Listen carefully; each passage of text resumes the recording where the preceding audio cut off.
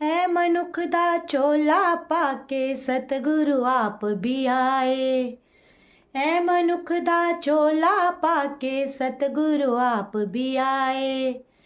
जन्म मरण दे बंधन खोलो, मुक्त होके दिलों में सबको समाए। जय गुरु जी, शुक्राना गुरु जी। तो ये 2 लाइनें गुरु जी ने ही बनवाई हैं अभी अभी जस्ट, जैसे ही वीडियो का दिमाग में आया कि आज गुरु जी महाराज के हुक्म से वीडियो डालनी है।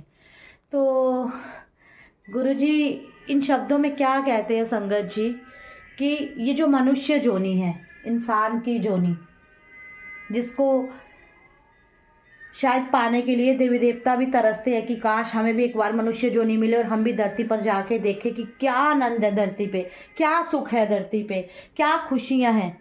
तो एक आपने पिक्चर भी देखी होगी वो चित्रगुप्त वाली, तो वो तो चलो हंसी मजाक पे बनी हुई पिक्चर है और कहीं ना कहीं रियलिटी भी है। तो ये मनुष्य का चोला है ना, बड़े कठिन तप के बाद मिलता है, और मिलता है जब ये चोला तो अपने अपने कर्मों के अनुसार मिलता है। कईयों को सुख भोगने के लिए मिलता है, कईयों को मनुष्य जन्म में ही दोबारा आके दुख भोगने के लिए मिलता है, और कई अंधे पैदा हो रहे हैं, लंगड़े पैदा हो रहे हैं, लूले पैदा हो रहे हैं, गरीब हैं, बिल्कुल खाने को अन्न नहीं है, सिर पे छत नहीं है। तो सब कुछ उनके कर्मों के अनुसार, जो पिछले उनके कर्म है, तय हुआ है। और फिर भी जब वो इस जन्म में भी आकर अपने कर्मों को नहीं सुधारते हैं तो फिर ये गोते उनको खाने ही पड़ते हैं। तो कितनी जोनियां भुगत के हमें ये मनुष्य चोला मिलता है संगत जी। और गुरु जी ने कहा कि ये मनुष्य चोला पहन के मैं भी इस धरती पे आया, लेकिन गुरु जी ने जन्म मृत्यु के बंधन को भी भोगा। उन्होंने भी अपना चोला, ये जो शरीर रूप चोला है, इसका त्याग किया, और उसके त्याग के बाद भी वो संगत जी आप संगतों के दिल में बसते हैं, मेरे दिल में बसते हैं, साक्षात चलते हैं। क्यों? क्योंकि मनुष्य का चोला जब वो पहन के आए, उन्होंने उस मनुष्य चोले को व्यर्थ नहीं किया, जाया नहीं किया, मैला नहीं होने दिया। और जब चोला मैला नहीं हुआ तो दुल्हनी, और जब दुल्हनी तो उसका रंग नहीं उतरा। और गुरु जी ने कहा कि मैं था, मैं हूं और मैं हमेशा रहूंगा। आप बोलोगे ये क्या टॉपिक आंटी ले आई? तो संगत जी ये कुछ लोगों के सवालों के जवाब है। बहुत सारे लोग देखो इन दिनों में ना बड़ा ही कुछ हो रहा है, ऐसे अनहोनियां जो कि शायद पहले से प्लान्ड है। हम सिर्फ कह रहे हैं, लेकिन ये पहले से प्लान्ड है। और बीइंग ह्यूमन, एक इंसान रूपी चोले में हमारे में वो दर्द सहने की ताकत नहीं है, हमारे में ममता भरी हुई है, और हमारे में वो अलौकिक शक्तियां नहीं है। इसीलिए हम बिखर जाते हैं जब इतने बड़े बड़े दुख हमारे पे आ जाते हैं। तो लोग बोलते हैं कि तेरे गुरुजी ने क्या किया, तेरे पे इतनी बड़ी मुसीबत आई, गुरुजी बचा भी सकते थे, तू रोज गुरुजी गुरुजी करती थी। तो ये किया है, ये आपके सामने जीती जागती बैठी हुई हूं। मुझे थोड़े ही दिनों में गुरुजी ने उठाया है कि उठ, लेटना नहीं है, रोना नहीं है, अकेले नहीं बैठना। किसी एक के चले जाने से तेरी जिंदगी में अंधेरा नहीं हो गया। तू लाखों लोगों की जिंदगियों में उजाला कर रही है, मेरे नाम का प्रकाश दे रही है, तो तुझे वो प्रकाश देना है, वो बढ़ाना है, तुझे रुकना नहीं है। तेरे घर की अगर जोत थोड़ी डिम हो गई है, मेरे पास आ गई है वो जोत, तो उस जोत में और तेल डाल के उसे उजागर कर, उसके नाम को मत मिटने दे, उस नाम की मुस्कान को बिखेर, उस नाम की मुस्कान को बढ़ाती जा। तो ये सिखाया मेरे गुरुजी ने। और दिल्ली में जो हमारे पारस, माता रानी के बहुत बड़े भक्त है पारस, बहुत सारे लोग जानते होंगे, माता रानी की प्रश्नावली करते हैं वो, और साक्षात माता रानी का वास है उनमें। और लोगों ने उनको भी नहीं छोड़ा, उनके साथ भी बहुत ही एक दुर्भाग्यवश उनके बच्चे ने भी अपना शारीरिक चोला त्याग दिया। अब किस कारण से उसकी मृत्यु हुई है, जवान बेटा उनका गया है, वो मैं नहीं जानती। लेकिन मैं ये कह रही हूँ, उनसे एक सवाल किया गया कि आप तो माता रानी से सब कुछ पूछते थे लोगों के लिए, अपने बारे में क्यों नहीं पूछा?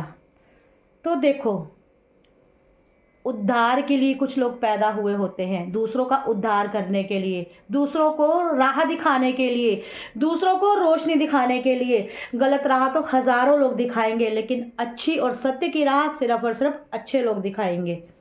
अपना सिर तो नाई भी कुतर नहीं सकता ना, कुतर जाने की काट नहीं सकता ना बाल अपने सिर के। तो ठीक इसी तरह मेरे लिए भी किसी ने, एक आंटी है दिल्ली की, अब मैं उनका नाम क्या लूँ, तो मेरे सामने ही मेरे घर पे एक संगत आए हुए थे, तो उनको बोला कि अनुराधा आंटी तो दूसरों के कान देखती थी, दूसरों की बातें बताती थी।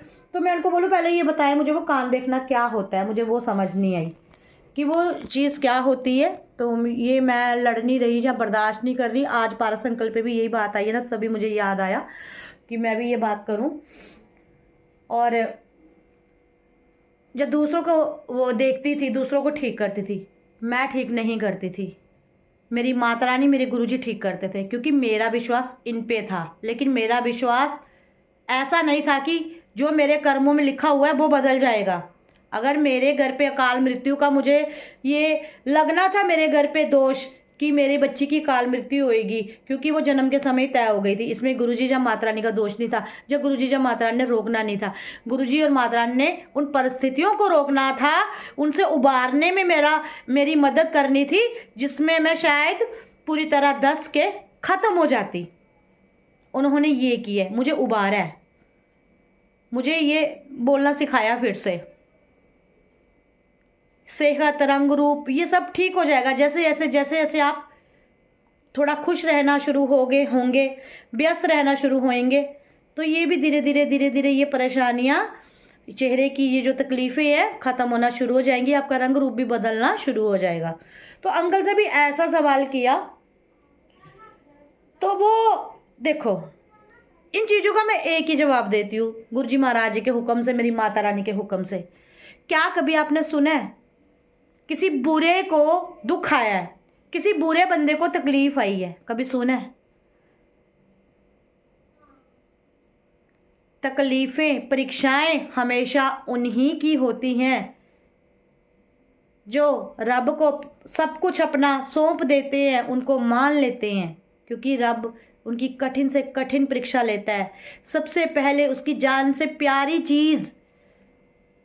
चीज मतलब चीज़ मत समझिए, नॉन लिविंग थिंग, मुझे बोलना नहीं आ रहा, एक ऐसा अंश, एक ऐसा प्यार, एक ऐसी रूह छीनते हैं कि जिसके बिना शायद हमारा रहने के लिए सोच पाना भी बहुत कठिन होता है कि क्या मैं अपने इस बच्चे के बिना रह सकूंगी। और मेरे लिए बहुत कठिन था संगत जी, किसी भी माँ के लिए कठिन होगा, खाली मैं ही नहीं दुनिया में एक अकेली माँ हूँ कि मेरे लिए कठिन था।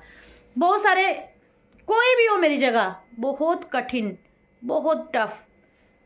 जब माँ याद करती है ना बच्चे का पूरा बचपन, जब वो आपके पास नहीं होता, तो एक एक पल याद करके ख़त्म हो जाती है, टूट जाती है, हताश हो जाती है और कहती है कि यहाँ से मैं भाग जाऊँ। हुआ मेरे साथ भी ये सब कुछ, लेकिन संभाला किसने? रब ने, रब के बंदों ने। और वो रब के बंदे कौन? गुरु संगतें, जो चाहती हैं कि मैं आज भी उठूं। इस दर्द के दौरान मेरे पास इतने सारे सत्संग है ना, इस तकलीफ़ के बावजूद इतने सारे सत्संग हैं कि मैं आपको बता ही नहीं सकती। और मेरे गुरुजी ने एक ही जवाब दिया। गुरुजी ने कहा कि क्या तूने किसी बुरे बंदे को दुखी होते देखा है? बुरे बंदे की तो बल्ले बल्ले हो रही है, क्योंकि उसका आज संवर रहा है, वो सिर्फ अपना आज जिएगा।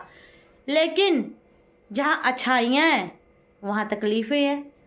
गुरुजी कहते जहाँ तकलीफ़ें हैं, जहाँ अच्छाइयाँ हैं, वहाँ कष्ट इसीलिए हैं कि बार बार उनकी चेकिंग हो रही है। जिस तरह से पहले विद्या सिखाते थे धनुष्वान, है ना, ऋषियों के पास जाते थे, प्रभु राम भी जाते थे, तो बार बार उन्हें एक ही तीर को चलाने के लिए बार बार दिया जाता था, बार बार निशाने, टफ से टफ निशाने दिए जाते थे कि लगा के दिखा।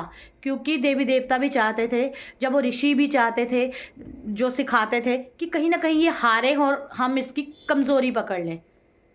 तो आपको रब इसीलिए हराता है क्योंकि रब के पास हमारे जैसे बहुत सारे लोग हैं, बहुत सारी दुनिया है जो रब में लीन हो गई है और रब के पास जाके तृप्त हो गई है, मोक्ष को प्राप्त हो गई है। तो रब अपनी लाइन को ना थोड़ी कम करने के लिए ना रब को भी टेंशन होती है मैं किस किस की सुनूं, मैं किस किस को देखूं, तो वो आपके इम्तिहान लेना शुरू कर देते हैं, टफ से टफ। फर्स्ट क्लास में थे आपके कोई और सब्जेक्ट थे, सेकंड में पहुंचे कोई और सब्जेक्ट थे, थर्ड में पहुंचे कोई और सब्जेक्ट थे, 10th में पहुंचे बड़े डिफ़िकल्ट सब्जेक्ट थे, बोर्ड आ गया जी, एग्जामिनेशन बोर्ड है जी, है ना, 12th में जाके कुछ और हो गया। तो रब की क्लास में जो टफ से टफेस्ट सब्जेक्ट्स होते हैं ना, वो होते हैं किसी अपने का घर से जाना, दुनिया को अलविदा कहना। ये दुख बहुत कम लोग बर्दाश्त कर सकते हैं, तो ये टेस्ट लेते हैं। ये टेस्ट लिया उन्होंने, और वो उसी वक्त ये टेस्ट लेंगे जब उस बंदे का जाना निश्चित है। ऐसे नहीं लेंगे कि ऐसे छीन लेंगे कि टेस्ट लेने के चक्कर में वो आपके घर के बंदे को मार देंगे, नहीं, वो उसको मारेंगे नहीं, वो उसको अपने साथ लेकर संभालेंगे, अपने चरणों में जगह देंगे। वैसे पता नहीं बंदा कहाँ जाके कितनी जोनियाँ भटकेगा। आप में से ही कितनी सारी संगतें हैं जो मुझे जानती भी नहीं ठीक तरह से, लेकिन इस दर्द के दौरान उन्होंने मुझे जाना है। और मुस्कान मेरी बच्ची को तो बिल्कुल भी नहीं जानते, और उसको अपनी बच्ची कहा है, और उसके ड्रीम उन लोगों को आ रहे हैं, और हर रोज़ वो अपने सत्संग मुझे व्हाट्सएप पे सेंड कर रही हैं, शेयर कर रही हैं। आंटी हमने आपकी बेटी वहाँ देखी उस मंदिर में जहाँ 15 मिनट भी हमें बैठने के लिए मिलते हैं तो हम खुशी से झूम उठते हैं, और आपकी बेटी वहाँ राज कर रही है, मज़े ले रही है। तो गुरुजी ने फिर कहा कि इम्तिहान भी कड़े से कड़े अच्छाई के होते हैं। क्या आपने किसी राक्षस के पीछे राक्षस को लगते देखा है? नहीं देखा ना। माता रानी कौन थी? कितनी अच्छी एक दिव्य शक्ति पावर, शुंभ निशुंभ, मधु कैटभ, भैरव बाबा, सब उनके पीछे लगे हैं। माँ बुराई के पीछे नहीं गई, बुराई अच्छाई के पीछे आई है। अब कोई स्वरूपनाहा के पीछे लगा है? राक्षस थी ना वो भी, उसके पीछे कोई गया है? लेकिन नहीं, सीता मैया को रावण जी उठा के ले गए। तो इन शॉर्ट ये इस बात का जवाब है जो पारस अंकल से भी सवाल किया गया है कि माता रानी ने क्या किया। माँ उनको उनसे लड़ने की क्षमता देगी जिन्होंने ये दंड भेद ये बार किए उनके बच्चे पे। उनका बच्चा तो छीन लिया, लेकिन उनका बच्चा साक्षात माता रानी ने अपनी गोदी में रखा है। शायद उसका जाना इसी तरह निश्चिंत था। ये निश्चिंत होता है, आप कैसे आए हो, आप कैसे जाओगे, ये प्लान्ड होता है। अब जैसे मैं सोच रही थी कि शायद मैं अपनी बच्ची को उस वक्त टेरेस पे नहीं जाने देती तो शायद बच जाती। नहीं संगत जी, शायद कुछ और हो जाता। किचन में थी, वहाँ कुछ हो जाता, क्योंकि आई थी और आई को कोई भी नहीं टाल सकता। तो इस तरह के जब सवालों का मतलब मुझे समझ नहीं आता, लोग ऐसा क्यों कहते हैं कि तेरे रब ने क्यों नहीं बचाया, तेरी माता रानी ने क्यों नहीं बचाया, तेरी आपकी क्या अलग है? आप किसी और भगवान को मानते हैं जो आपके मरते हुए इंसान को भी बचा लेंगे। रब भी संगत जी मरते हुए इंसान को तब ही बचाएगा जब उसकी एज लिमिट है आगे और वो किसी बीमारी के कारण मर रहा है, जो किसी तकलीफ के कारण जा रहा है, तो रब उसमें जान डालेंगे। लेकिन जब आपकी एक्सपायरी डेट लिखी गई है पहले से कि फलानी डेट को आपने जाना है, इस संसार को छोड़ के चोला त्यागना है, दूसरी रूह में जाना है, दूसरे संसार में जाना है, जहाँ मोक्ष प्राप्त करना है, तो उसे रब भी नहीं टाल सकता। अगर ऐसा होता तो गुरु जी भी अपना शारीरिक चोला नहीं त्यागते। मैंने स्टार्टिंग में ही लाइन बोली है ना कि रब भी ये मनुष्य का चोला पहन के, गुरु जी भी ये चोला पहन के आए, लेकिन उन्होंने आज भी चोला त्यागने के बाद दुनिया में अपने आप को जिंदा रखा है। वो जिंदा हैं, ओमनी प्रेजेंट है। आप याद करोगे, आपके पास आएंगी, मैं याद करूंगी, मेरे पास आएंगे। और सबका अलग अलग कनेक्शन, सबका अलग अलग प्यार, सबके अलग अलग रास्ते, सबकी अलग अलग जर्नी। इन शॉर्ट में यही कहूंगी, आप मर के भी अमर हो सकते हो। उसके लिए आपको एफर्ट्स लगाने हैं कि अच्छाई के मार्ग पे चलना है कि बुराई के, ये आपको तय करना है, ये आपको सोचना है। ये सवालिया निशान नहीं लगाना है। अनुराधा आंटी तो बड़े गुरुजी को मानती थी नहीं, हूँ, और इस दुख में तो मैं इतना ज़्यादा उनके साथ कनेक्ट हो गई हूँ ना कि मैं आपको बता ही नहीं सकती। आंखें बंद करती हूँ ना तो पूरा नज़ारा, पूरा दृश्य मुझे वो दिखाते हैं। ऐसी ऐसी संगतें मेरे घर पे भेज रहे हैं गुरुजी महाराज, मेरा नहीं, सॉरी गुरुजी, आपका घर, जो मुझे उठाने आती हैं हर रोज। ऐसे ऐसे सत्संग मेरे साथ साझा करती है कि मैं इतनी मोटिवेट हो जाती हूँ, मैं अपने आंखों के आंसू पोंछ के तुरंत खड़ी हो जाती हूँ। बहुत प्यारी संगत कल रात को भी आई थी यहाँ पे, जिन्होंने मुझे इतनी कहानियाँ सुनाई, कृष्ण लाल पंडित जी की, पारस की, ये जो दिल्ली में हुआ हादसा, वो खुद एक गवर्नमेंट एम्प्लॉयर हैं जो आई थी, मैं उनका भी नाम नहीं लूँगी, वो शायद खुद ही अपना सत्संग शेयर करेंगी अगर गुरुजी की इच्छा हुई तो मोटिवेट करते हैं। जो आपको उठाना चाहते हैं, जो आपको गिराना चाहते हैं, वो तो चाहते हैं ये गिरा है तो अब बस इसको रहने दो ऐसे ही, इसकी हस्ती मिटा दो। लेकिन जब तक ऊपर वाला नहीं चाहे तो कोई किसी की हस्ती नहीं मिटा सकता। ये भीतर में आपके विश्वास होना चाहिए। अगर आपके संजोग में, आपके कर्मों में विजोग सहना लिखा है, चाहे वो माँ का विजोग है, चाहे वो प्यो का है, चाहे अपने आदमी का है, चाहे अपनी औलाद का है, चाहे घर पे पाले हुए पेट्स का है, तो वो विजोग जो है वो आपको और स्ट्रांग बनाएगा। जो लिखा गया है वो होके रहेगा। विद्ध माता के लेख कोई नहीं मिटा सकता। तो इसीलिए इन चीज़ों को एक्सेप्ट करें। और जो दूसरों के कष्टों को दूर करते हैं, कर्म काटते हैं, कर्म काटने का मतलब अब ये मत उल्टा मत ले लीजिएगा, यानी कि जो राह दिखाते हैं कि अपने कर्मों को, जो बुरे कर्म हमसे हो गए उनकी माफ़ीनामा कैसे हो, अच्छाई का रास्ता दिखाते हैं, तो उनको ऐसे चैलेंज नहीं करते कि आपके भगवान ने क्या किया। तो फिर आपके भगवान अलग है, तो आपके भगवान ने आपको क्या सिखाया? मैं ये सवाल पूछूंगी कि आपके भगवान ने आपको क्या सिखाया? वो अलग तरह की है क्या? अलग दुनिया से हैं? रब एक ही है, चाहे वो हमारे गुरु जी हैं, चाहे माता रानी है, चाहे गुरु नानक देव जी हैं, चाहे अल्लाह है, चाहे यीशु मसीह हैं, ये सब रब एक है। हमेशा हम सुनते हैं ना, गॉड इज वन। हमने अपनी सुविधा के अनुसार उनको नाम दे दिए, अपने धर्मों में उनको बांट दिया है। भगवान एक है। हर एक दरबार के आगे आपका सर झुकना चाहिए, वही सच्ची इंसानियत है, वही आपका रब आपको सिखाता है। बाइबल हो चाहे गुरु ग्रंथ साहिब, गीता हो चाहे रामायण, और चाहे जो कुरान, सब में हमें एकता, प्यार और विश्वास की बातें सिखाई गई हैं। कहीं भी ये नहीं लिखा कि आप दुश्मन बन जाओ आपस में। कहीं पर भी ये नहीं लिखा कि अपने भगवान को चैलेंज करो। कहीं भी ये मूर्खता की बातें नहीं कही गई हैं। ये बताया गया कि रब है साक्षात धरती पे। कहीं ये नहीं लिखा गया कि अगर आप भगवान को मान रहे हो तो आपके परिवार को एक अवार्ड दे दिया भगवान ने कि आपके परिवार में से कोई नहीं जाएगा, आप सब अमर हो, तथास्तु। कहीं भी नहीं लिखा ये।